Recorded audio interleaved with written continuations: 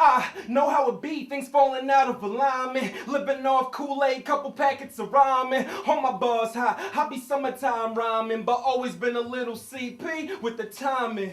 CP, that's no college prep for high school students that ain't hit college yet. It's me making music, not knowing how to manage it. Ain't all about delivery, it's also how you package it. David Aime graduated summa cum laude from Temple University School of Communications in May 2010. He secured a full-time job working retail to support himself on this journey to fulfill a dream. I do like my job a lot. Actually, like at first I was like, man, I really didn't want to get a day job. It's gonna take away time from my music and all that. But working and I thought it would be whack, but working here, like, it's actually kind of like a family thing. The first day they let me fit right in. And everything's been going well, so I think I like my new job. I mean, I plan on working here as long as I need to, just pay my bills out here and allow me to keep going with my music, because I'm gonna need something. I'm gonna need something to hold me down. So, I mean, I see this for at least like six months to a year, at least. A childhood nursery rhyme said, "Life is but a dream," and Sir Francis Bacon said, "Knowledge is power." In a time where what you know pales in comparison to who you know, Generation Y is learning to dream bigger than their parents. A college degree has now become a backup plan as many young adults trade in their professions for their passion.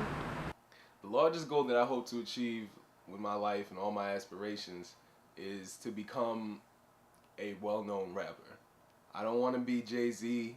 I don't want to be that. I just want to be a person that tours and does shows and has a steady fan base who knows my music, where I can be doing videos and parlaying with people in the industry and just like creating music, because that's what I love to do. I also like to see new places and travel and find new places. So I think like doing music tours would be like my biggest dream ever. Like, I would love to just go on tour, get on the bus. Wayne made that hot for me. Like life on the bus. And just like touring and seeing all places and doing music for people that love my music.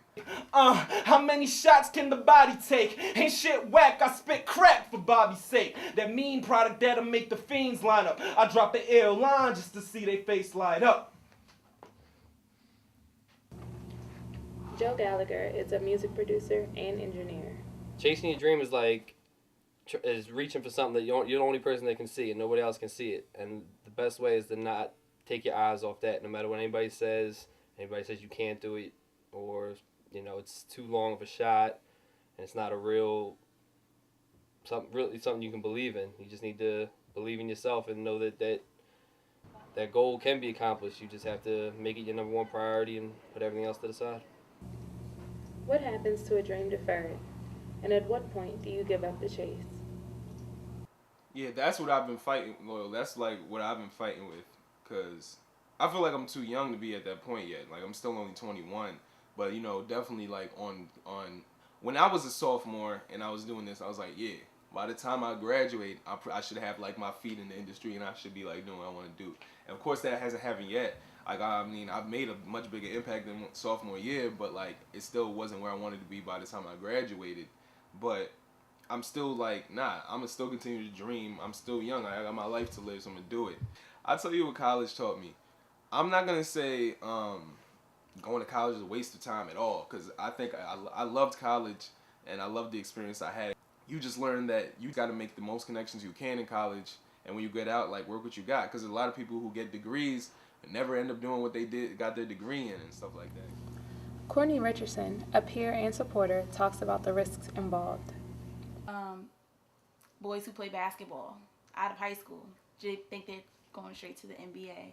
It's not as easy as it looks. There's a million other boys that, are trying to get to the NBA. So it's just that it's a big risk.